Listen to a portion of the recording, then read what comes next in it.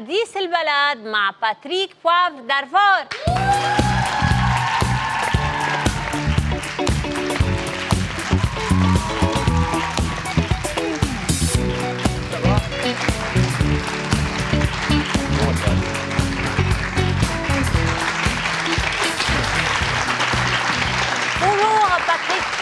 D'abord, vous êtes le bienvenu sur le plateau de Hadith El Balad. Vous connaissez, monsieur le député... De réputation, mais je ne le connaissais pas personnellement, voilà. Et vous êtes sûrement familier avec le mouvement du 14 mars. Oui, je suis la politique libanaise depuis 40 ans maintenant. Ça change tout le temps et c'est encore plus compliqué qu'en France. Mais j'essaie d'être au courant, dans le vent. Patrick Poivre d'Arvor, vous êtes journaliste, écrivain et animateur de télévision français, présentateur vedette du journal télévisé de TF1 pendant 21 ans. À présent, vous animez diverses émissions sur les chaînes France 5. Vous êtes certainement l'une des figures les plus célèbres au petit écran. PPDA, comme on vous appelle, la semaine dernière, vous avez signé votre nouvel ouvrage « Seules les traces font rêver » au Salon du livre francophone de Beyrouth. Croyez-vous encore à la francophonie? Et pour exemple, le Liban, le plus francophone peut-être des pays, devient maintenant plus anglophone. Bien sûr. J'ai calculé le nombre de publicités entre l'aéroport et par exemple votre studio. Je suis tombé sur une publicité en français. Maintenant, tout est en anglais. Personnellement, je trouve ça triste. Personnellement. J'aime bien qu'on puisse parler les deux langues, les trois langues. Vous avez la chance d'avoir trois langues, voilà, trois pieds. Moi, je trouve que c'est très important parce qu'on boite moins quand on a différentes cultures. Et en plus, la culture anglo-saxonne, elle a son charme, bien sûr. Tout le monde aime les films, les musiques, mais elle a aussi ses limites. Et j'ai pas envie que tout le monde se ressemble. Voilà, tout le monde en parle, d'accord, mais pas tout le monde est égal. Je pense qu'il y a des spécificités. Le Liban, vous avez une histoire magnifique. Vous avez beaucoup plus d'histoire que nous. Nous, les petits Gaulois, vous avez une histoire depuis les Phéniciens. Voilà, gardez cette spécificité. Ne vous laissez pas broyer par les autres.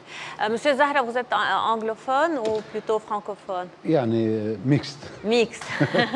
Comme tous les Libanais. Un peu de tout. Un peu de tout. هلا في عندنا ايرانوفون كمان هلا فايت. لا خلي لك يا مستغني. لا ايرانوفون على التليفونات رايحه جايه. Patrick Poivre d'Arvor, vous êtes né en 1947. Je peux le dire. Bon, bah oui. Parce que vous avez une réputation de grand séducteur et voilà, les séducteurs d'habitude n'aiment pas... Les séductrices, mais pas les séducteurs. Les séducteurs, ils s'en fichent. En général, bon, je ne suis pas sûr de l'être. Oui. Et puis en général, ça se bonifie avec l'âge. Voilà. Oui, ça s'amplifie aussi. Vous êtes né en 1947, à l'âge de 15 ans seulement, vous devenez père et vous écrivez votre premier livre sur cette paternité précoce, Les Amants de l'Aube, qui se vend à 1,5 million d'exemplaires. Diplômé en droit, sciences politiques et journalisme, vous débutez dans le métier en 1971. En 1987, vous commencez à présenter le journal de 20 heures sur TF1, mais en 2008, et pour des raisons que vous considérez politiques, vous êtes subitement déchargé après 21 ans de bons et loyaux services. Ce genre de changement peut provoquer chez quelqu'un une dépression, un sentiment de vide. Qu'est-ce que vous avez ressenti? Non, je n'ai pas senti ça parce que j'avais eu la chance justement d'écrire avant, depuis que j'ai 16 ans. Mon premier livre, j'avais 16 ans, 17 ans exactement. Et j'ai donc toujours écrit, donc je savais que de toute façon, voilà, quand on me disait au revoir du journal télévisé, je ferais beaucoup d'autres choses, notamment grâce à la plume. Oui. Et puis aussi, j'avais eu beaucoup d'envie de faire des choses très différentes. Que vous n'aviez pas le temps de faire. Et voilà, ça faisait 30 ans que je présentais le journal. Oui. Et donc, pouvoir faire de l'opéra comme je le fais en ce moment, mettre en scène, écrire de l'opéra, faire des récitals, me balader en France, partout dans le monde. Vous vous êtes investi alors tout de suite quelque part d'autre. Oui. Patrick Poivre d'Arvor, vous êtes aussi écrivain. Dans votre dernier ouvrage autobiographique, Seules les traces font rêver, vous révélez vos grandes amitiés littéraires, artistiques et politiques. Ainsi, vous racontez vos relations personnelles avec les différents chefs d'État français, Pompidou, Giscard d'Estaing, Mitterrand, Chirac, Sarkozy et Hollande. Dites-moi, lequel était ou est le plus intelligent d'après vous? Ils sont évidemment tous très intelligents, sinon ils n'auraient pas été élus président de la République. C'est la même chose pour, Mais il y a j'imagine, tous toujours- les oui, députés mais il y a toujours. libanais. Ça arrive. Voilà. Non, après, c'est des formes d'intelligence différentes. Oui. Sarkozy, comme Mitterrand, étaient tous les deux avocats de formation. Donc, ils ont envie de convaincre, de persuader, donc ils jouent. Mitterrand, lui, avait une grande culture. Certainement celui qui avait la plus grande culture de tous les présidents que vous avez cités. Georges Pompidou avait une culture très classique aussi. Il en imposait par sa classe. Giscard, quand vous le rencontriez, vous aviez l'impression d'être plus intelligent que vous n'étiez, parce qu'il y a des gens comme ça qui vous rendent intelligent le temps d'une interview. Après, on est tombé sur une autre époque, symbolisée par Jacques Chirac, très gentil, très ouvert, empathique, mais en même temps très méfiant vis-à-vis des médias, et de lui-même d'ailleurs, de lui-même dans les médias. Et puis après, bon, Pourquoi? voilà, on est tombé sur des gens de ma génération, comme Sarkozy, comme Hollande. Pourquoi était-il méfiant? Méfiant parce que je pense qu'il a estimé que tous les médias avaient été contre lui, que tous les médias avaient soutenu son rival, qui était Édouard Balladur, et que donc, voilà, vous savez, Il s'est méfié alors. Mais oui, Lequel était le plus renard d'entre eux? Mitterrand sans doute. Mitterrand. Mitterrand. Oui. Le plus rusé de loin, oui, oui.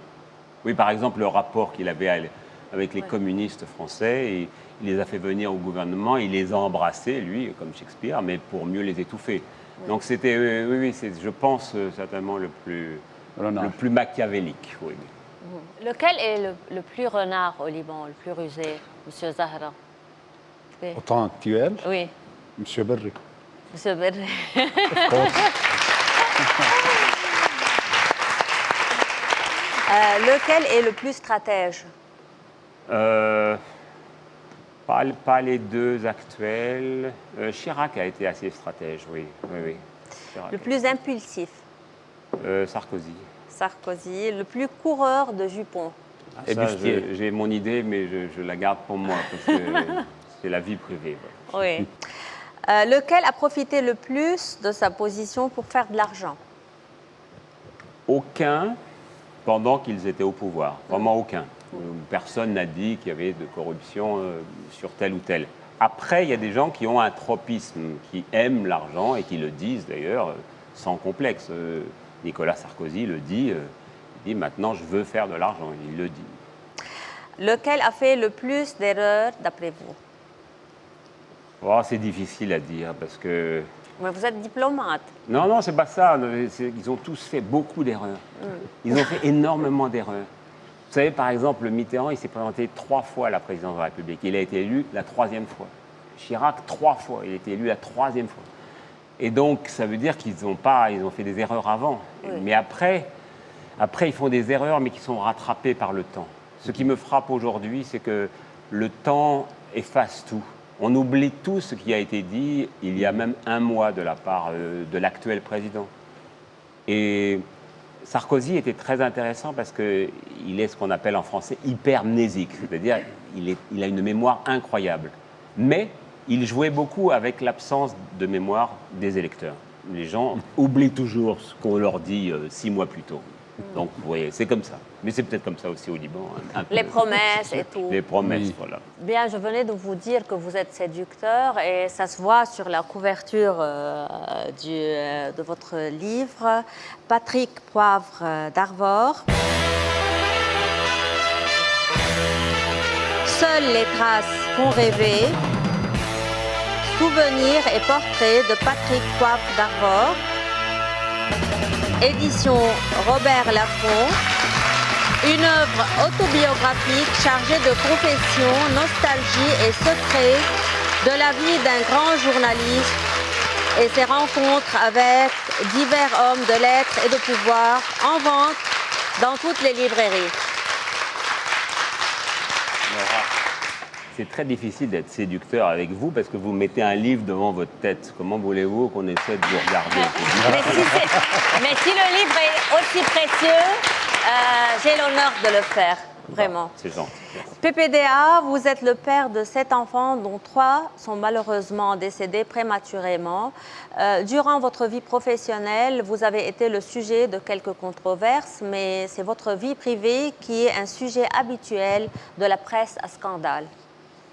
C'est pour ça que je parle peu de la vie privée des hommes politiques, puisque je n'ai pas envie non plus qu'on s'intéresse à la mienne. Voilà. Oui, parce que vous avez expérimenté ça. Oui, Vous oui. en avez souffert. Oui, oui, et la famille surtout. C'est Oui. c'est jamais bon pour les enfants notamment. Donc, Et d'ailleurs, vous avez écrit 2 livres sur ce sujet. oui. Quel événement de votre vie vous reprochez à la presse d'avoir scruté impitoyablement? Oh, sans doute la maladie de ma fille Solène. Et j'ai vu la manière, elle était anorexique et puis elle a fini par se suicider. Et j'ai vu une certaine presse qui ne s'est pas bien comportée avec elle et donc avec sa famille, avec sa maman, avec son père, avec ses frères et sœurs. Parfois, vous pouvez avoir une forme de presse qui s'apparente, puisqu'on parle tout à l'heure de renards, on peut penser à des chacals, on peut penser à des hyènes, on peut penser vraiment à des gens qui, comme ça, parce qu'ils pensent que c'est un bon morceau et que ça va faire vendre, utilisent d'une manière que je trouve indécente la souffrance des autres. Ben, ce genre de journalistes, on en souffre aussi au Liban. On souffre à cause de leur présence. Je crois qu'il y a, dans leur grand bon sens, les lecteurs, les auditeurs, les téléspectateurs font leur choix personnel. Bien sûr, il y a une partie d'eux qui est attirée quand on leur propose les matières, évidemment, un petit peu excitantes. Mais il y a une partie d'eux aussi qui est très méfiante et qui n'adhère pas. Oui, c'est la responsabilité des gens aussi, quelque part. Bien sûr. PPDA, ce n'est pas encore fini. On a toujours une interview pour vous. PPDA et interview, mais...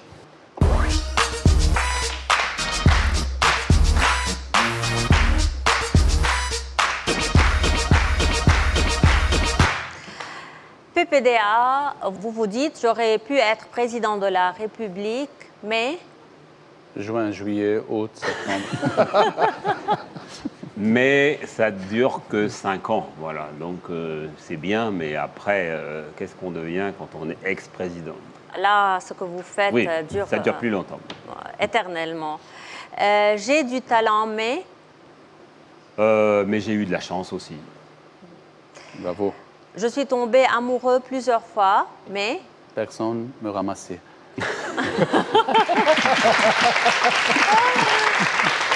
J'aime bien cette expression de tomber. Pourquoi on tombe amoureux? C'est comme si c'était dramatique. Non, c'est pas dramatique. Mais vive l'amour. Voilà. Vive l'amour. Wow. Vous êtes amoureux pour le moment?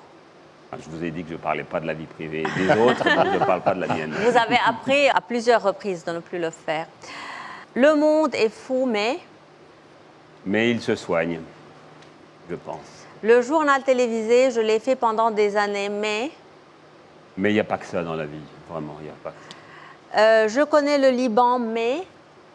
Mais je ne connais pas tout du Liban, donc je suis venu peut-être 15-20 fois au Liban, mais à chaque fois je découvre quelque chose de nouveau. Le Moyen-Orient est instable, mais... Mais fascinant. J'aime faire de la télé, mais... Je préfère le frigidaire. Mais j'aime beaucoup l'opéra. En ce moment, je fais de l'opéra et je suis réalisateur, oui, metteur en scène. Oui. J'écris, j'anime et je joue, mais... Mais je n'ai pas dit mon dernier mot. Il y a encore d'autres choses que je veux faire. L'horizon est toujours ouvert. Toujours. Tout le monde en parle, me manque, mais... Mais je trouve que elle a beaucoup plus de charme que notre présentateur de l'époque, que je ne vais pas citer, Wow. en France. Wow. Voilà. Voilà.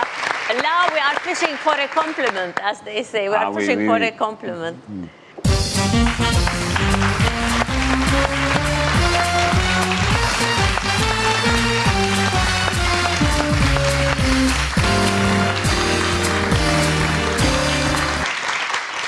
Vous avez fait la connaissance de Katie derrière les coulisses, ou pas?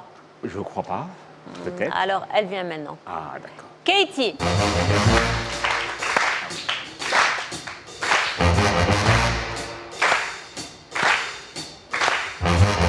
Alors, elle tire les cartes. Oui.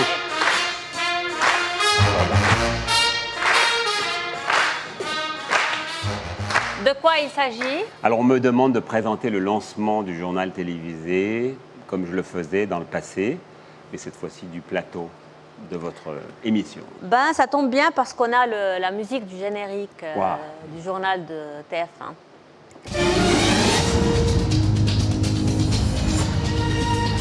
Bonjour, mesdames et messieurs. Il s'agit pas de... Mesdames, Messieurs, bonsoir. D'abord, je ne reconnais pas tout à fait la musique du générique parce qu'il a un peu changé depuis mon départ. D'autres choses ont changé. Je suis ravi d'être en votre compagnie. Nous allons recevoir une présentatrice d'un très grand talent, un sniper, Oui, hein, on peut oui, appeler c'est ça. ça. comme ça, Michel. Qui rate. Qui rame, mais qui rate. qui rate parfois, heureusement. Voilà. Peut-être pirate. Voilà. Et un député d'avenir du Liban. Voilà. Du présent et du futur. Très bien. Bon, nous allons clôturer avec le même générique alors.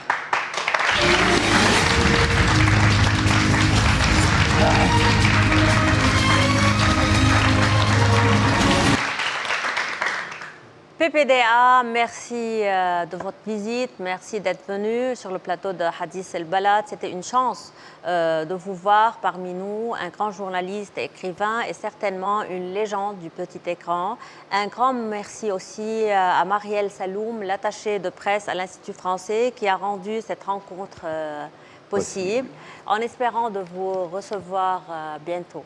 Merci beaucoup et bonne soirée à vous. Merci pour votre présence. Merci. À bientôt.